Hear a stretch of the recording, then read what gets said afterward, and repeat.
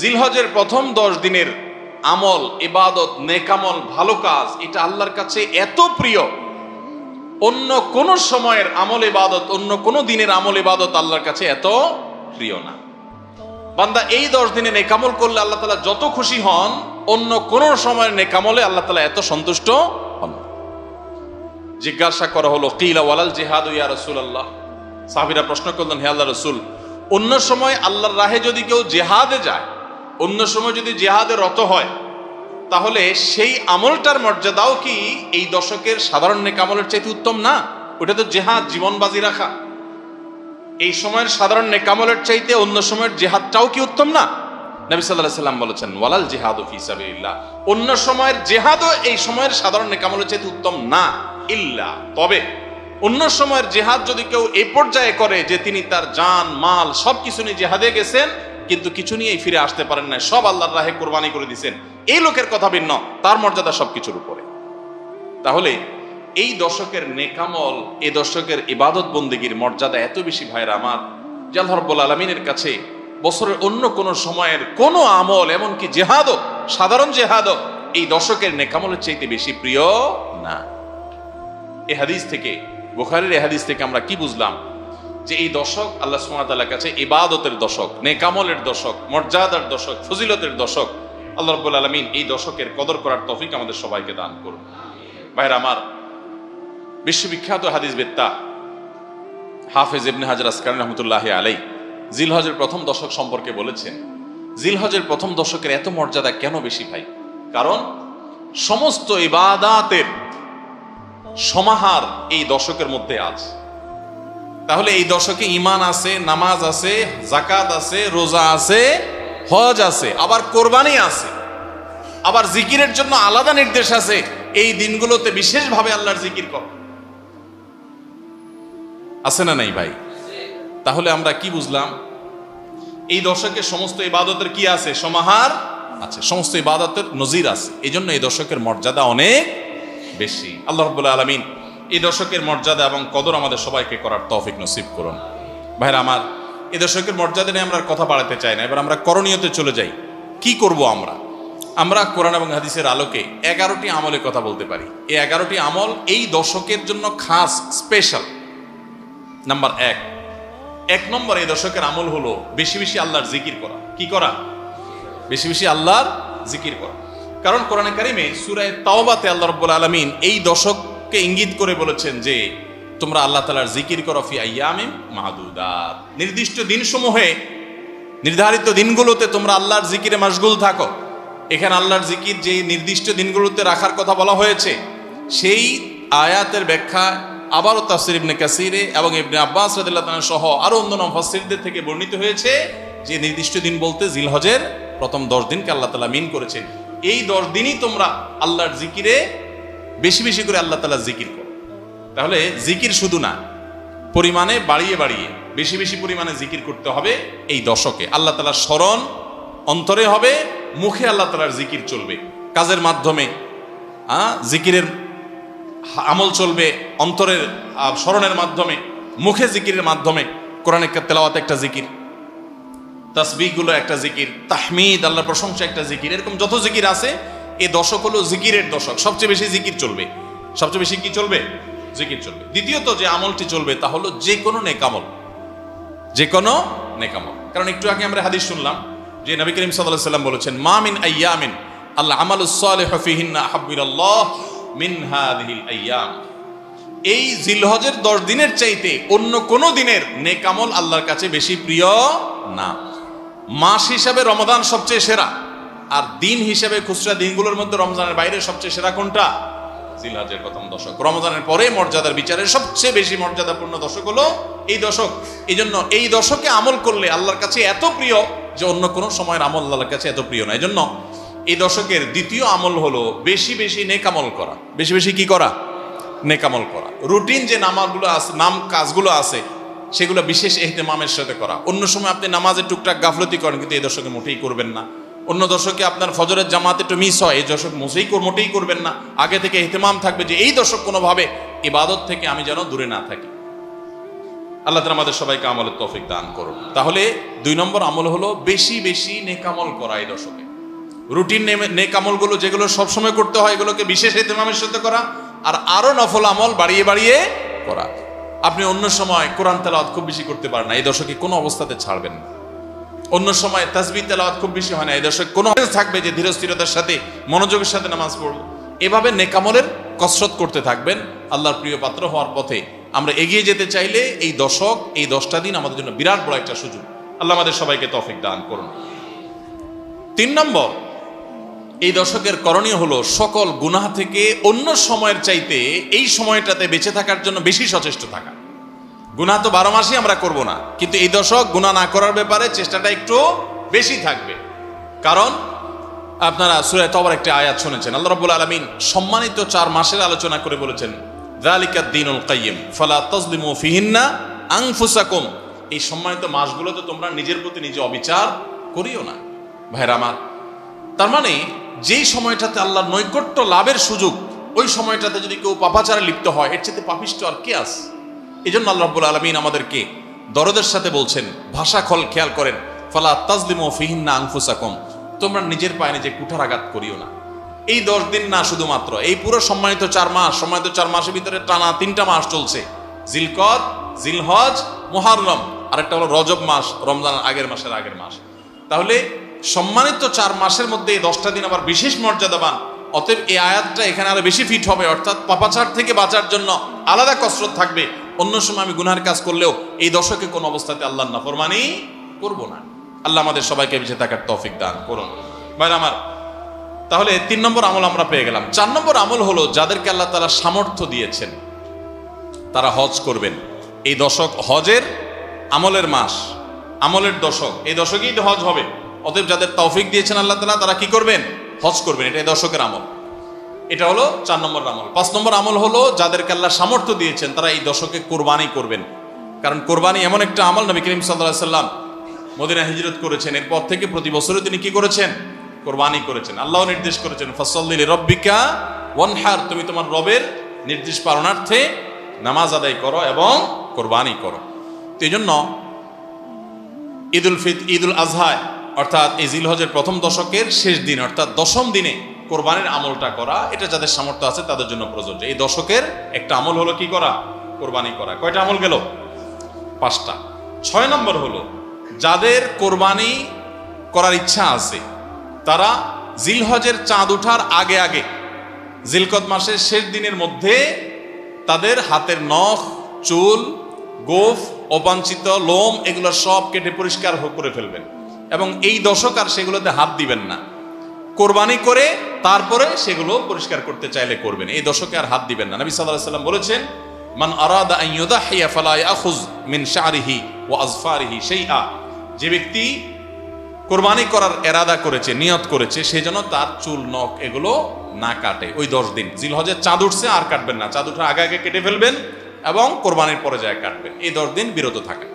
তবে অন্য আরো বিভিন্ন রেওয়ায়াত থেকে, বর্ণনা থেকে বোঝা যায় যে এই আমলটা শুধু যিনি কোরবানি করবেন তিনি নয়, যিনি কোরবানি করবেন না, কোরবানি করার সামর্থ্য নাই, তিনি এই আমল করতে পারেন, তাহলে আল্লাহ তাআলা তাকে কোরবানি করার সওয়াব দান করবেন।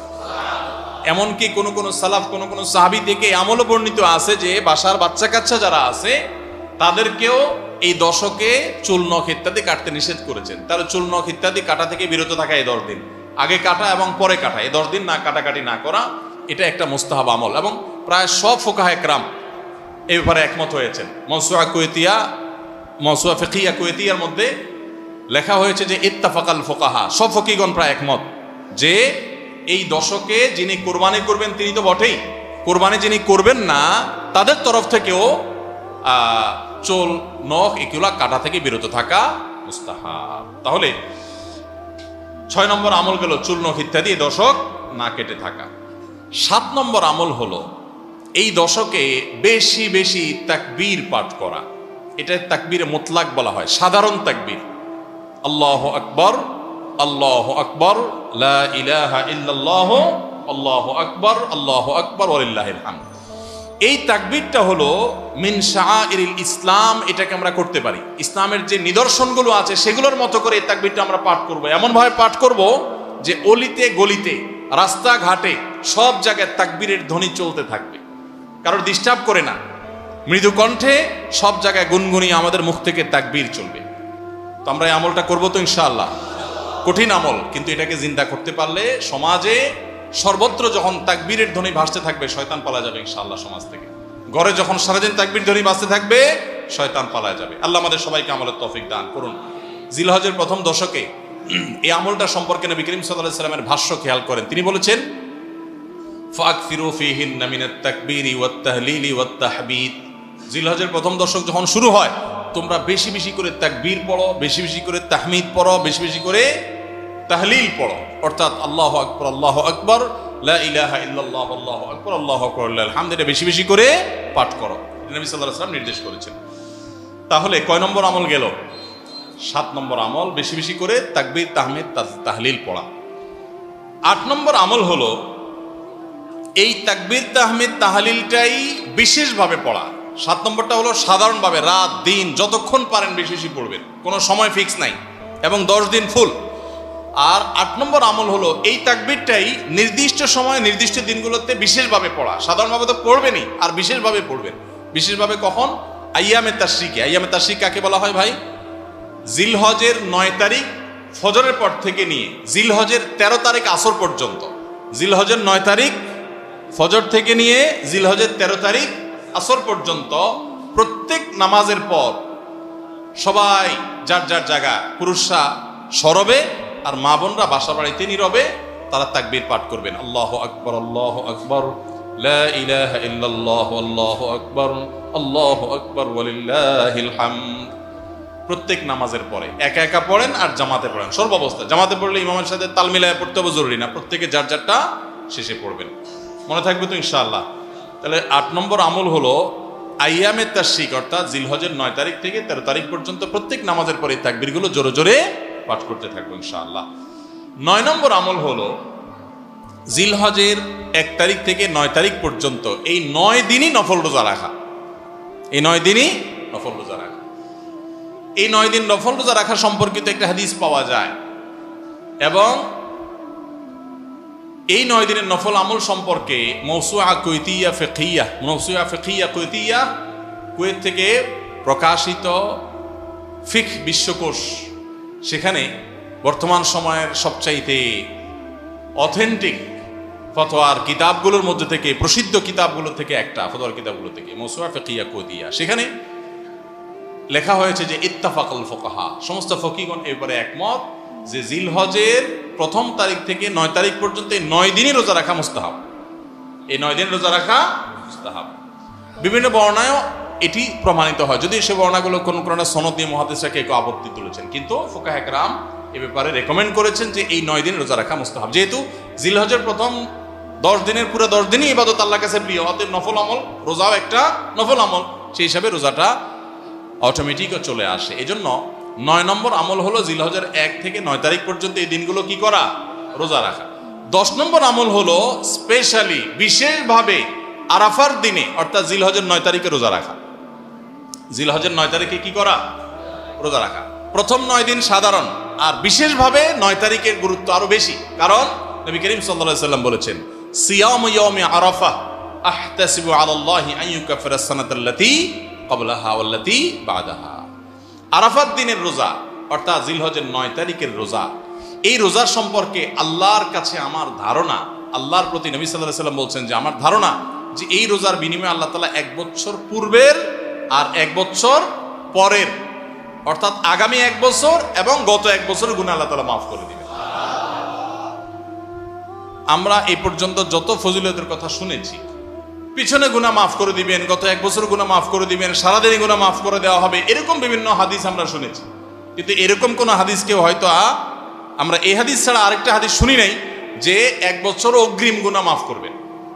যদি আল্লাহ তাআলা কাউকে হায়াত দেন তিনি 1 বছরের গুনাহ মাফ পেয়ে যাবেন। কোন কোন হাদিস বেত্তাগণ বলেন যে হাদিসের মধ্যে ইশারা পাওয়া যায় যে কেউ যদি আরাফাতের রোজা রাখার তৌফিক পায়, হয়তোবা আগামী 1 বছর হায়াত পাওয়ার তৌফিক হবে তার। যদিও এটা জাস্ট একটা ব্যাখ্যা, এটা এমন না যে হাদিসে বলা হয়েছে আলাদা গ্যারান্টি দিয়ে, এরকম না। অতএব এর ব্যত্যয় ঘটলে করতে পারে। কথা বুঝে আসছে ভাই? তো এই জন্য এই আরাফাত দিনের রোজা এটা আমরা মিস করবো না ইনশাআল্লাহ। তাহলে 10 নম্বর আমল গেল জিলহজের 9 তারিখের রোজা। 11 নম্বর আমল হলো ঈদুল আজহার সমস্ত সুন্নাতগুলো আমল করা। ঈদুল আজহার অনেকগুলো সুন্নাত আছে না, এই সুন্নাগুলো সবগুলো আমল করা। ঈদুল আজহার যে সুন্নাগুলো আমল সাধারণত হয় না, গোসল আমরা করি, সুগন্ধি আমরা ব্যবহার করি, আলহামদুলিল্লাহ, অন্য অনেক সুন্নাত আমরা আমল করি, কিন্তু যে সুন্নাতের আমল সাধারণত হয় না তার ভিতরে একটা হলো ফজরের নামাজ মহল্লার মসজিদে এসে পড়া, ভোর রাতে আগে আগে উঠা। অন্য সময়ের চাইতে ঈদের দিন ফজরে মুসল্লি আরো আমাদের মসজিদে কম থাকে, কারণ চাঁদ রাতে তামাশা করে বেড়ায়, ফজর নামাজ মিস হয়ে যায়। তো ইমানদার সেটা করতে পারেন না। ঈদের সুন্নাহটা বিশেষভাবে আদায় করার চেষ্টা করা দরকার, অর্থাৎ জামাতের সাথে ফজর নামাজ পড়া দরকার, আগে আগে উঠা দরকার। ঈদের দিনের সুন্নাতগুলোর মধ্যে থেকে একটা। আরেকটা সুন্নাত আমাদের অবহেলিত, আদায় হয় না, সেটা হলো ঈদুল আজহা হোক আর ঈদুল ফিতর হোক, ঈদের নামাজ মাঠে পড়ার চেষ্টা করা দরকার। কোথায়? মাঠে। মাঠ এখন কম, বিশেষ করে শহর এলাকাতে মাঠ একটু কম, কিন্তু যেগুলো আছে সেগুলো যদি সঠিকভাবে সবগুলোকে ব্যবহার করা হয় তাহলে অনেক জায়গায় সুন্নাহ জিন্দা হয়। আমরা ঈদের নামাজ মসজিদে পড়ি, কেন পড়ি? একটা অজুহাত দেই, মাঠ কম। এই অজুহাত সব ক্ষেত্রে গ্রহণযোগ্য না এবং সঠিক না। অনেক জায়গায় মাঠ থাকা সত্ত্বেও মানুষ মসজিদে নামাজ পড়ে, কারণ সব মহল্লার মানুষ আলাদা আলাদা নিজেরা একটু মাতবরি করতে চায়। আমরা আবার আরেক জায়গায় নামাজ পড়তে যাবো, আমাদের একটা বাঁকাওয়াতি থাকে। এই রোগ মসজিদে মসজিদে ঢুকে গেছে, মসজিদ কমিটির লোকদের মধ্যে রোগ ঢুকে গেছে। তারা এই কোরবানি করতে রাজি না, যে আমরা এখানে জমাত করব না, চল আমরা সবাই মিলে বড় একটা মাঠে করি। বড় মাঠে কয়েক মসজিদের মুসল্লির একসাথে নামাজ আদায় করার যে সৌন্দর্য আছে, এই সৌন্দর্য মসজিদের মধ্যে ঈদের নামাজ পড়ার মাধ্যমে নাই। এই জন্য ভাইরা, মাঠে ঈদের নামাজ জিন্দা করার চেষ্টা করতে হবে ইনশাআল্লাহ। চেষ্টা করা যাবে না ইনশাআল্লাহ?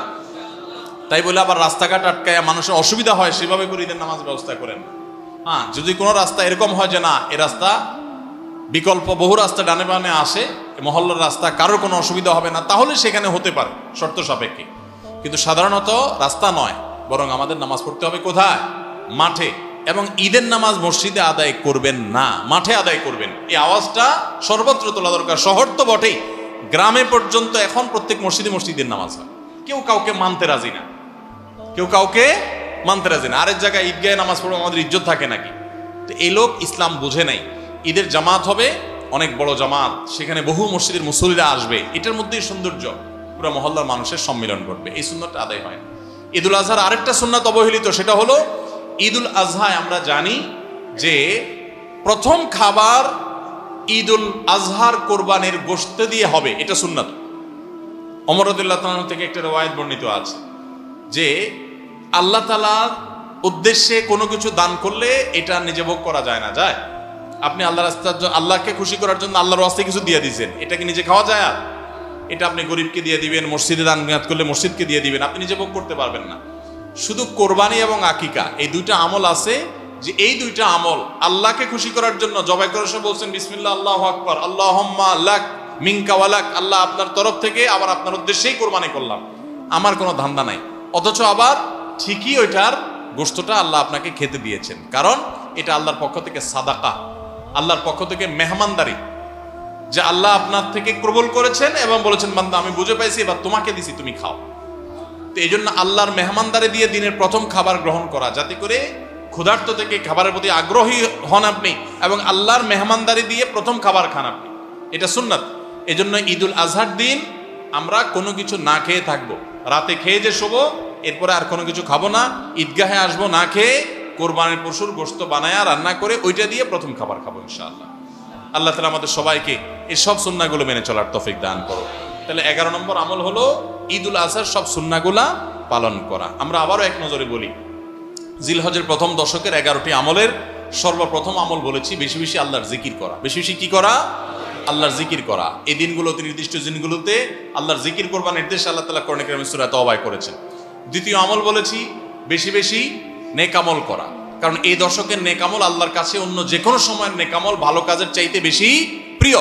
এই দশকের নেক আমল চলতে থাকবে, সেটা জিকির হোক, তেলাওয়াত হোক, দান সাদাকা হোক, নফল রোজা হোক, নফল নামাজ হোক, যত রকমের ইবাদত আছে, এটা ইবাদতের দশক। রমজানে যেরকম ইবাদত করতে থাকি আমরা, এই দশকে এরকম কি চলবে?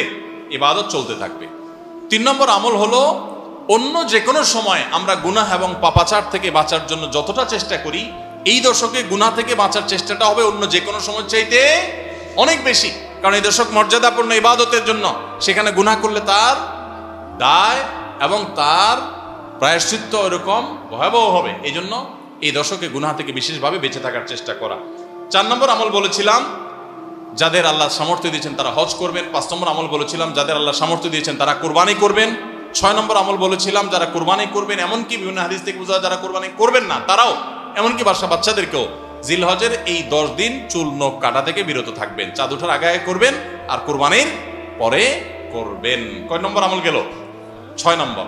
7 নম্বর আমল হলো সাধারণভাবে এই 10 দিন রাত দিন যত বেশি পারেন উচ্চস্বরে সরবে তাকবীর পাঠ করতে থাকবেন। আল্লাহু আকবার, আল্লাহু আকবার, লা ইলাহা ইল্লাল্লাহ, আল্লাহু আকবার, আল্লাহু আকবার, ওয়ালিল্লাহিল হামদ। কোন হাদিসে 3 বার তাকবীর আসছে শুরুতে, আল্লাহু আকবার, আল্লাহু আকবার, আল্লাহু আকবার, লা ইলাহা ইল্লাল্লাহ, আল্লাহু আকবার, আল্লাহু আকবার, আল্লাহু আকবার, ওয়ালিল্লাহিল হামদ। আর 8 নম্বর আমল হলো এই তাকবীরটাই বিশেষ সময়ে, বিশেষ দিনে, বিশেষ সময়ে পড়া। সেটা কিভাবে? জিলহজ মাসের 9 তারিখ ফজরের পর থেকে নিয়ে জিলহজের 13 তারিখ আসরের নামাজ পর্যন্ত প্রত্যেক নামাজের পরে নারী পুরুষ সবাই এই তাকবীর নামাজের পরে একবার করে পাঠ করা। এটা হলো বিশেষ সময়, তাকবীরে মুকাইয়াদ বলা হয় এটাকে, স্পেশাল। এটা 8 নম্বর আমল। 9 নম্বর আমল হলো জিলহজের 1 থেকে 9 তারিখ পর্যন্ত এই সব দিনগুলোতে নফল রোজা রাখা মুস্তাহাব। 10 নম্বর আমল হলো জিলহজের 9 তারিখ আরাফার দিনে রোজা রাখা আলাদা স্পেশাল সওয়াবের কাজ। 1 বছর আগের এবং 1 বছর অগ্রিম পরের গুনাহ মাফ আল্লাহ তাআলা করে দেন। অর্থাৎ সগীরা ছোট গুনাহ আল্লাহ তাআলা মাফ করে দেন, বড় গুনাহ থেকে তওবা করলে সেগুলো মাফ পাওয়া যাবে। আর 11 নম্বর আমল হলো যে ঈদের দিনে যত সুন্নাহ আছে সব সুন্নাহগুলো সঠিকভাবে পালন করব। আল্লাহ রাব্বুল আলামিন আমাদের সবাইকে জিলহজের এই 10 দিনের ফজিলত এবং মর্যাদা প্রতি মুহূর্তে স্মরণ করার তৌফিক দান করুন। এই দশক যে মর্যাদার দশক যায়, ফজিলতের দশক যায়, ইবাদতের দশক যায়, জিকিরের দশক যায়, তাকবীরের দশক যায়, নফল রোজার দশক যায়, ধারণাই নাই আমাদের, মনেই থাকে না। অনেক মানুষ আছে জিজ্ঞেস করলে ভাই তার হাবভাব দেখলে রুটিনের ভিতরে কোনো পরিবর্তন নাই। অন্য সময় ফজরে গাফলতি, এই দশকেও গাফলতি। আরে ভাই রমজান মাসে তো মানুষ বেনামাজিও নামাজ পড়ে, মাশাআল্লাহ, ঠিক না ভাই? ঠিক। যে লোক বখিল সেও টুকটাক দান করে, যে কখনো মসজিদে আসে না সেও মসজিদে আসে, যে কোরআন ছুঁয়ে দেখে না সেও একটু কোরআন ছোঁয়, কারণ রমজান ইবাদতের মৌসুম চলছে। তাহলে জিলহজের প্রথম দশকে এরকম ইবাদতের ছিটাফোঁটা, ইবাদতের কোনো আবহ, ইবাদতের কোনো পরিবেশ, ইবাদতের কোনো আলামত, এর কোনো আপনার চিহ্ন আমাদের সমাজে, আমাদের পরিবারগুলোতে দেখা যায় না। তাহলে এই দশক ইবাদতের অত্যন্ত ফজিলতপূর্ণ দ্বিতীয় বৃহত্তর মৌসুম হওয়া সত্ত্বেও অবহেলিত দশক, অজানা দশক। এই আমলগুলো হারিয়ে যাচ্ছে সমাজ থেকে। এগুলোকে জিন্দা করবো তো ইনশাআল্লাহ। আমরা সবাই এক একজন যার যার দায়িত্বে কমপক্ষে 5 জন মানুষকে আমরা সচেতন করবো ইনশাআল্লাহ। ঠিক আছে তো ইনশাআল্লাহ ভাই? এই বিষয়গুলো আমরা অন্যদের মাঝে শেয়ার করব। আমরা আমাদের ফাউন্ডেশন থেকে যে লিফলেট করেছি আপনারা নিজের উদ্যোগেও করে নিতে পারেন। আপনারা চাইলে আমাদের ফাউন্ডেশনের যে কেউ গেলে যতগুলো কপি লাগে আপনারা নিয়ে নিতে পারবেন। আপনার মসজিদগুলোতে আপনারা বিতরণ করবেন, রাস্তা রাস্তা দোকানে দোকানে হেঁটে হেঁটে মানুষকে হ্যান্ডবিল দিবেন এবং মানুষকে বলবেন ভাই একটু পড়ে দেখবেন এবং আমল করবেন। যদি আমরা এই আমলটা সমাজে চালু করতে পারি আমরা সাকসেস ইনশাআল্লাহ। চেষ্টা করা যাবে তো ইনশাআল্লাহ। প্রত্যেকে যার যার মহল্লায় অলিতে গলিতে তাকবীরের ধ্বনি চালায় রাখবেন এবং তাকবীরের ধ্বনি শুরু করবেন এবং যুবকরা প্ল্যান করে করে তাকবীর পাঠ করবেন। আবার তাকবীরের নাম দিয়ে মানুষকে ডিস্টার্ব করেন না। মিছিল করতে করতে আল্লাহু আকবার আল্লাহু আকবার দিতে গেলেন, মানুষ মোবাইলে কথা বলতে পারলো না, এই ডিস্টার্ব আবার করা যাবে না, খবরদার। ইসলাম আমাদেরকে ব্যালেন্স শিক্ষা দিয়েছে, কোনো আমল করতে গিয়ে কাউকে কষ্ট দেওয়া যাবে না। সবাই চেষ্টা করবো তো ইনশাআল্লাহ। আল্লাহ তাআলা আমাদের সবাইকে আমলের তৌফিক দান করুন। জাযাকুমুল্লাহ খাইর।